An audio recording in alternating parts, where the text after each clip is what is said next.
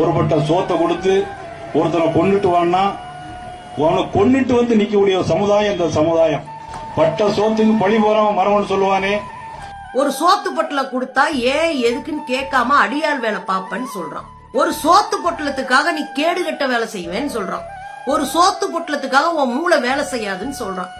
அதெல்லாம் கொண்டாடுது இந்த கூட்டம்னா ரொம்ப பரிதாபமா இல்ல? ஏங்க இன்னொரு விஷயம் என்ன தெரியுங்களா? நேதாஜி சுபாஷ் சந்திர போஸோடைய படையில அதிகமாக இருந்தது ஒரு தனி ரெஜிமெண்டே இருந்தது முக்குளத்தூர். படிச்சிருப்பீங்க.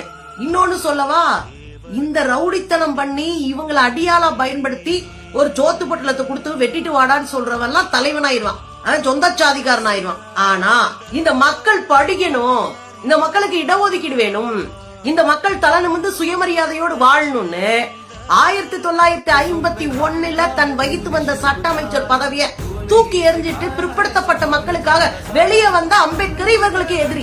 சோத்து பொட்டலத்தை கொடுத்து வெட்டிட்டு வாடான்றவன் தலைவன். படி, இடஒதுக்கீட்டு மூலமா வேலைக்கு போ, நீ சுயமரியாதையோட மனுஷனா வாழுன்னு சொல்லிட்டு பிற்படுத்தப்பட்ட மக்களுக்காக அமைச்சர் பதவியை தூக்கி எறிஞ்சிட்டு வந்த அம்பேத்கர் இவங்களுக்கு எல்லாம் எதிரி. எவ்வளவு பெரிய கதைன்னு பாருங்க. முக்குளத்தோருடைய மாநாட்டுல முக்குளத்தோர் மக்களை உட்கார வச்சுக்கிட்டு பேசுறாப்ல. என்ன பேசுறாப்ல? கட்டிச்சோறு கட்டி கொடுத்தா போய் வெட்டிட்டு வாடனா வெட்டிட்டு வருவாங்களாம். பட்ட சோத்துக்கு பழி போறவன் மறவன் யாரு? நயினாரு சொல்றாப்ல. இவரு அங்க இருந்து பேசிட்டு இருக்கும்போது விசில் அடிச்சாங்க குஞ்சுங்களா. அந்த முக்குளத்தோர் சமூகத்தை சேர்ந்த இளைஞர்கள் விசில் அடிக்கிறாங்க.